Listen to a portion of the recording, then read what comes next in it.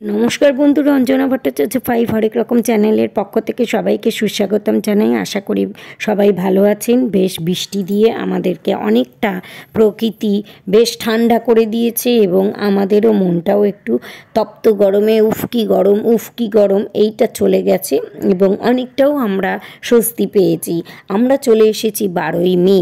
आज के सोमवार। এই সোমবারে আমরা এত সুন্দর একটা দিন, শিবের দিন, মহাদেবের দিন।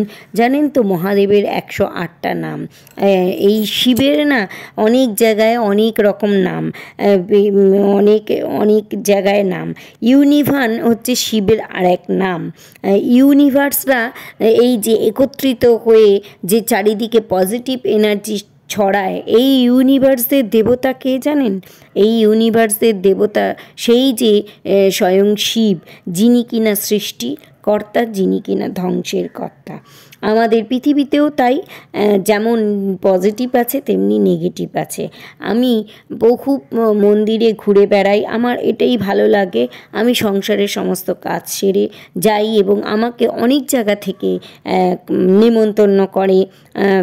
আমার নেমন্তন্নর কাগজগুলো আসে, হলুদ হলুদ কাগজে ছাপানো সেই ইনভাইট কাগজগুলো আমার বাড়িতে এসে বিশেষ বিশেষ ব্যক্তিরা আমাকে বলে যায়, ফোনে বলে। আমি তাদের সম্মান করি, শ্রদ্ধা করি। অনেক বয়োজ্যেষ্ঠ মানুষরাও এসে আমাকে বলে যায়। আমি সেখানে উপস্থিত হই, যতটা পারি আমি চেষ্টা করি সেখানে উপস্থিত হতে এবং আমার সামান্য এই ভিডিওর মাধ্যমে আমি এই জায়গার সমস্ত জিনিস তুলে ধরার চেষ্টা করি। তো এই যে অক্ষয় তৃতীয়া উপলক্ষে আমাদের এই মন্দির প্রাঙ্গণে এইখানে শিব দুর্গা এবং রাধাকৃষ্ণের মূর্তি আছে। সেই মূর্তিতে বাৎসরিক উৎসব হয়ে থাকে এবং সেখানে বহু জায়গা থেকে স্বনামধন্য শিল্পীরা এসে গান এবং অনেক বিশিষ্ট ব্যক্তিরা আমাদের এই গীতা পাঠ করে আমাদের শোনান। আমরা নিজেরা কিন্তু বাড়িতে গীতা পাঠ 2 ঘন্টা 3 ঘন্টা ধরে পড়তে সময় পাই না এবং অনেকে এর পড়তেও চায় না, অনেকটা সময় লাগবে কাজের মাধ্যমে। কিন্তু কোথাও যদি গীতা পাঠ হয় সেখানে বসে শোনা এবং গীতা পাঠের যে মাহাত্ম্য সেগুলোও কিন্তু শুনলে অনেক কিছু উপকার হয়। যা আছে ভূভারতে তা আছে মহাভারতে বলে, কিন্তু এই মহাভারতের অধিকাংশ বেশি কথাই হচ্ছে শ্রীকৃষ্ণের বাণী, যা কিনা গীতায় আবদ্ধ আছে। এই আবদ্ধ গীতা আমরা পাঠ করলে কর্মযোগ, শঙ্খযোগ, এই সমস্ত যোগ থেকে আমরা অনেক কিছু নিত্য দিনের সমস্ত কিছু আমরা জানতে পারি এবং আমরা আমাদের পথকে সুগম করতে পারি, ঈশ্বরের সান্নিধ্যে আসতে পারি। আর পজিটিভ এনার্জিতে যারা যেসব ইউনিভার্সরা থাকে সেই ইউনিভার্সদের আবার প্রধান এক বিশিষ্ট ব্যক্তি থাকেন, তিনি হলেন দেবাদিদেব মহাদেব। তার আর এক নাম হচ্ছে ইউনিভার্ন। এই ইউনিভার্নের কিন্তু 12 নাম আছে। 12 জ্যোতির্লিঙ্গ আমরা নিশ্চয়ই জানি বা জেনেছি। এই জ্যোতির্লিঙ্গে আমরা স্তবও অনেকে করে, অনেকে পড়ে। তো স্তব এবং স্তুতি যারা করেন তাদের আপনাদের তো সবারই খুবই ভালো লাগবে।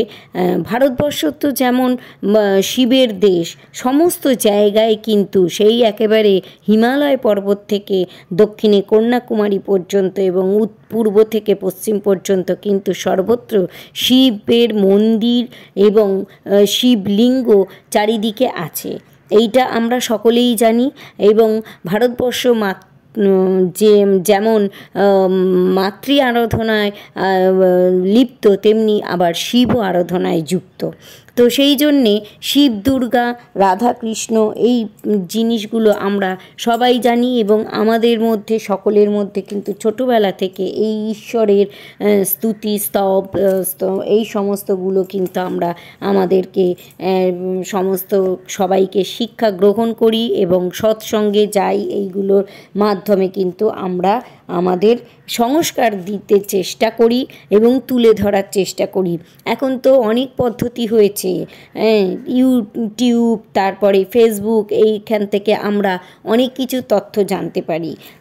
আগে তো আমাদের কি করতে হতো, লাইব্রেরি থেকে বা কোনো বয়োজ্যেষ্ঠ ব্যক্তি থেকে আমরা মুখে যতটুকুনি শুনতাম ততটুকুনি আমরা জ্ঞান আরোহণ করতাম এবং লাইব্রেরিতে গিয়ে সেখান থেকে পড়ে, এখনও সেই পদ্ধতি আছে।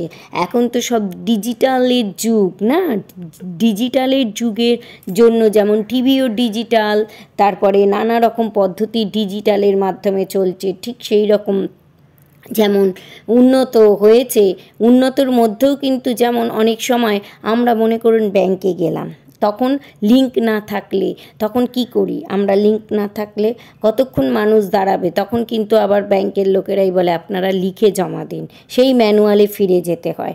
তো অনেক সময় ডিজিটালের যুগের মধ্যে এসেও কিন্তু অনেক সময় সেই ম্যানুয়াল কিছু কিছু কার্য করে থাকলে সেগুলো কিন্তু রিমেম্বার হয়ে থাকে, স্মৃতিতে হয়ে থাকে।